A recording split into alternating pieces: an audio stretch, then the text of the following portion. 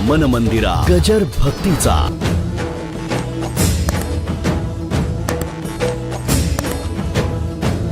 अरे बाबा, अंतःकरणामध्ये भाव असू दे. जिथे असशील तिथे हात जोड, पांडुरंगापर्यंत नमस्कार पोचतो. जिथे असशील तिथे, जसे बसशील तिथे. अमकंच करायला पाहिजे, तमकंच करायला पाहिजे असं नव्हे. हां, पहिल्यांदा वळण लागण्याकरता ह्या सगळ्या गोष्टी कराव्या लागतात. सुरुवातीला मुलांना अभ्यास बळजबरीने करायला लावावा लागतो आणि कालांतराने त्यांना गोडी लागल्यानंतर ते आवडीने करतात. मग कॉम्पिटिशनच होते. 70% जाऊ द्या बाबा, पुढच्या परीक्षेत बघा 90%. बाप सांगत नाही. बाप म्हणतो अरे काय करायचं एवढं डोक्याला ताप कशा. नाही मी कमवणारच. काय गमत आहे? स्वगोडीतून झालेला अभ्यास आहे. आणि एक पुढचं सांगू, शेवटी परमार्थ हा अभ्यास नाही, ध्यास आहे. महत्त्वाचा शब्द आहे. अभ्यास नाही, ध्यास आहे. तसं पांडुरंगाचा ध्यास, साधू संतांचा ध्यास. भाव भक्ती भाग्यवंत तया संत भेटती, येळती भाग्ये जाती वाया, न वजता पाया संताची. भाव भक्ती भाग्यवंत, त्याच्या अंतःकरणातच भक्ती निर्माण होते. नाही तर मग नावं ठेवत जातो. काय तुम्ही करता, कशाला वेळ फुकट घालवता, हां काय एवढं नडलंय.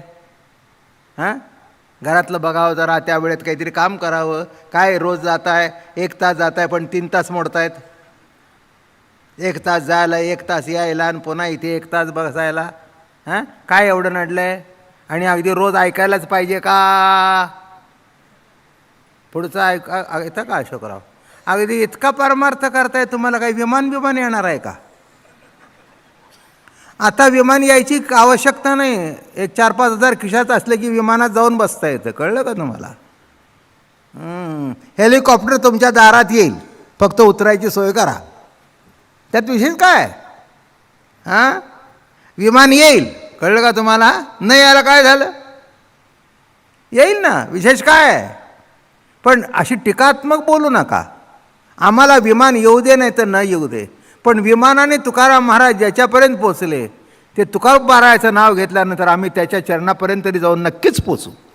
काही प्रश्न नाही, काही प्रश्न नाही. आम्हाला विमान नकोच आहे. आम्हाला वैकुंठाला जायला विमान नकोच आहे. आम्ही कुठे म्हणतोय आम्ही तुकाराम महाराज आहोत. पण तुकाराम महाराज ज्या स्थानापर्यंत जाऊन पोचले, तिथे चरणापर्यंत जरी जाऊन पोचलो तरी खूप झालं. आम्हाला खूप झालं. एकाने मला फार मोठा गमतीचा प्रश्न विचारला. काय म्हणले महाराज, आम्ही एवढ्या वर्ष परमार्थ करतोय, आम्ही तिथे केव्हा पोचणार? म्हटलं मलाही काही अजून कळलेलं नाही, कारण काय मी पोचलेलो नाही. म्हटलं तुम्ही कोणत्या अर्थाने बोलताय? म्हटलं तुला काय अर्थ घ्यायचं तू घे. मग त्याला समजून सांगितलं, गड्या एक लक्षात ठेव, योग्य ओळीला उभा राहा. म्हणजे मुक्काम उशिरा जरी आला तरी मुक्काम तोच येईल जो तुला पाहिजे. ओळ चुकू नकोस. माझं म्हणणं कळलं का? ओळ चुकला की संपलं. योग्य पहिलं कोण आहे चौकशी कर. ज्ञानोबा राव त्या ओळीला उभा राहा. मग माझा नंबर किती? 10 लाख असू दे, 10 लाख. पण पहिला जिथे पोचलाय नंबर येईल तेव्हा तिथेच जाऊन पोचशील. कितवा आहेस याला प्रश्न नाही आहे, कुणाच्या मागे उभा आहेस याला प्रश्न आहे. आणि चुकीच्या ओळीला जरी नंबर चटकन लागला तरी मुक्काम चुकला.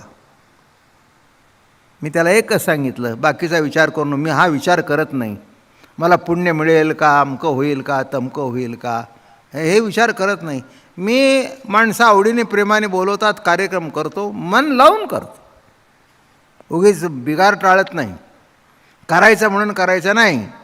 काय जे करायचं ते आवडीने करायचं. आणि जे आवडीने केलेलं असतं ते माणसाला आवडल्याशिवाय राहत नाही. आवडीने भावे, म्हणून भावे वीण भक्ती, आणि भक्तीशिवाय मुक्ती नाही. याच्यातला मुद्दाम सिद्धांत तिथे सांगितला आहे की ज्ञानाने भक्ती मिळते असं सिद्धांत आहे. पण इथे त्यांना म्हणायचं आहे भक्ती केली तरीसुद्धा तुम्हाला मुक्ती मिळेल पाहिजे असेल तर. आता जो भक्त आहे तो मुक्ती मागतच नाही, हा भाग निराळा आहे. माझं म्हणणं कळलं का? जो भक्त आहे ना तो कधी मुक्ती मागत नाही. तो म्हणतो घेईन मी जन्म याजसाठी देवा आणि तुझी चरणसेवा साधावया, नाही का? हां, देवा तुझी चरणसेवा साधण्याकरता मी अनेक जन्म घेईन, अनेक जन्म घेईन आणि मला कळत नाही हे म्हणतात त्रास आहे. कोणी सांगितलं त्रास आहे? आता एका माझ्या प्रश्नाचं उत्तर द्या. हां, कोणाला विचारून द्यायचं नाही, तुमचं तुम्ही द्या. जन्माला येताना त्रास होतो, बरोबर आहे ना? हात वर करून मला सांगा कोणाला त्रास झालेला आठवला आहे? सांगा की. अरे किती त्रास झाला, झाला असेल ना, पण एक सांगू का, जाणीवेत दुःख आहे, नेणीवेत दुःखच नाही. काय जाणीव असेल तर दुःख आहे, कळलं तर दुःख आहे. माझं बोलणं कळलं? कळलंच नाही तर दुःख कुठलं? काय पहिल्यांदा काहीतरी रोग होतात, पोटाला होतात, अमक्याला होतात, तमक्याला होतात. मग ते म्हणतात फोटोमध्ये बरंच काहीतरी दिसतंय, ऑपरेशन करायला पाहिजे. हां, ऑपरेशन माझं कसं काय? किती? बरंच आहे. मला काही खोटं बोलता येत नाही. डॉक्टर म्हणलं हे बघा 10-12 इंच तरी फाडावं लागेल पोट. हां हां, डॉक्टर म्हणले काळजी करू नका, मी शेकड्याने केलेत. मग कसं काय ते? मला दुखलं तर ना, तुम्ही काळजी करू नका. घरी चालायला जाल तिथपर्यंत तुम्हाला कळणार नाही, घरी गेल्यावर सुद्धा कळणार नाही. हा म्हणला कळला नाही तर करा. बोलणं कळलं का मला? हां, तुम्ही फाडताय ना, अजून 1 इंच जास्ती फाडा, पण मला कळता कामा नाही. तसं दुःख हे कळण्यात आहे, न कळलं तर दुःखच नाही. आता उचलला फोन की तुम्ही सांगता 5 मिनिटापूर्वी गेल्यावर का, बरोबर आहे ना? पूर्वी पत्रे येत होती किती दिवसांनी,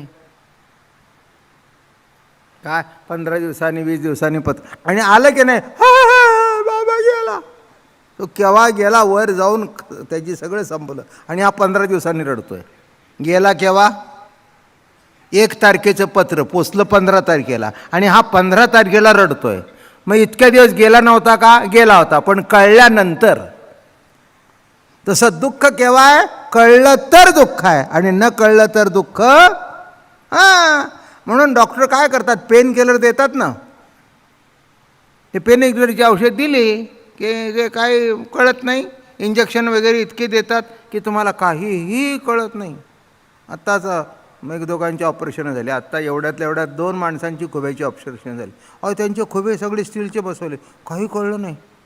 दुसऱ्या दिवशी मला फोन आले हॉस्पिटलमधून, अहो चांगला आहे, चालत आहेत, उद्या चालायचं आहे, घरी जायचं. हा काय चमत्कार आहे, एवढं काढलं, एवढं बसवलं.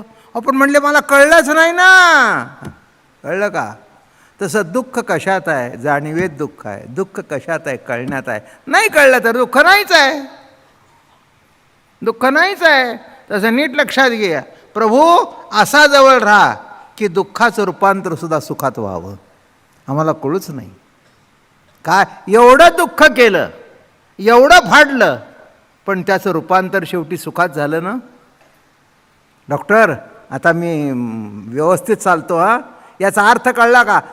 योग्य व्यक्ती भेटली तर दुःखाचं रूपांतर सुखात होतं. तसं संत भेटले तर तुमच्या जीवनातलं दुःख संपतं आणि दुःखाचं रूपांतर सुखात होतं. म्हणून इथे विषय नीट लक्षात घ्या. हां, आम्हाला दुःखच नाही. काय ओघाने जे घडायचं ते घडतंच, त्याच्यामध्ये काय एवढं काय रडायचं कारण आहे? मला सांगा, अशा किती लोक आहेत की ज्यांच्यावर कलॅमिटीज कोसळल्यात? अपवाद वेळेला घडतं. काय आता केरळ इतके दिवस आहे, पण आत्ताच पहिल्यांदा. अवघड आहे ना. हा कलॅमिटीज म्हणतात त्याला. हे अपवाद आहेत. सुनामी आली, रोजचा नाही, केव्हा तरी. पुण्याला जो पूर आला, मला वाटतं 56 साली असेल. हां, 62ला आला, पूर आला. पुन्हा आला का? जी घरं नारायणपेठ अमके टमके सदाशिवपेठ वाहून गेली, पुन्हा आली का? तिथे आता उत्तम बिल्डिंग उभा राहिला. हे अपवादात्मक कलॅमिटीज असतात आणि हे बारीक सारीक दुःखही असतातच प्रत्येकाच्या जीवनामध्ये. त्या काय उघडत बसायची? मुलगा ऐकतच नाही असं होय? कोणाचं ऐकतो ते सांगा? इथे आलेली सगळी मंडळी जी हजारोंनी उपस्थित आहेत ती सगळी समदुःखी आहेत. विचारून बघा तुम्ही, काय तुमचा मुलगा ऐकतो का? काही नाही हो, त्याच्या मनाला येईल तेच ऐकतो, बाकी काय ऐकतच नाही. सगळे समदुःखी आहेत. काय आता जर सर्वांना जर ते दुःख आहे तर तुम्ही उघडत का बसलाय? हां, आमचं असं कसं झालं? असं तुझं एकट्याचं झालं नाही, अनेकांचं झालं आहे. जीवनामध्ये कलॅमिटीज याव्या अशा फार थोड्याची लोकांच्या कला आहे. बाकी सामान्य दुःख इतर असतात. जन्माला आल्यानंतर ते काही दुःख भाग म्हणण्यापेक्षा तो जीवनाचा एक भाग आहे, नाही का? एक मनुष्य म्हणा मला गुडघा दुखतोय. अरे म्हटलं आहे म्हणून दुखतोय. हां, गुडघा दुखतो म्हणजे काय? काय अरे तुला गुडघा आहे म्हणून दुखतोय आणि वाजवीपेक्षा जास्ती जगला, असं गुडघ्यानी काम जास्ती केलं हे म्हणलं तर माणसं असतील, म्हणतील मग आमच्या जगण्याचं तुम्हाला काय वाकडं आहे का? मी कुठे म्हटलं? काय अहो, हे बघा, विशिष्ट वयानंतर आणि नको तेवढं काम, हे पेलवान बिलवान आहेत ना, हे सगळे जे त्यांचे गुडघे निकामीच होतात. कारण वाजवीपेक्षा जर त्याचा उपयोग केला तर दुखल्याशिवाय राहत नाही. त्या सांध्याची सुद्धा मर्यादा आहे हलण्याची. हां, मग आता मला सांगा, बाकी ओघाने गुडघा प्रत्येकाला आहे, प्रत्येकाला थोडंसं दुखणार हे गृहीत धरा म्हणजे दुखणार नाही. एवढ्या वर्ष जगलो ना, आम्हाला कसं काय दुःख वाटणीला आलं? तुझ्या वाटणीला दुःख नाही आलं, प्रत्येकाच्या वाटणीला आहे. फक्त किती मानावं, किती ते घ्यावं हा प्रश्न आहे. दुःख वाटणीला आलं तरी किती घ्यावं? संतांच्या वाटणीला एवढी दुःख आली की तुमच्या आणि माझ्या वाटणीला यत्किंची सुद्धा तेवढी आली नाहीत. कारण का?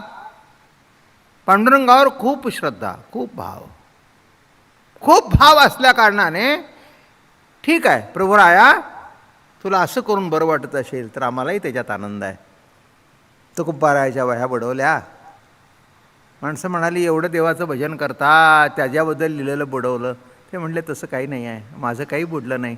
बुडलं असेल तर त्याचं बुडलं, आणि त्याची इच्छा असेल तर मी तरी का रडू?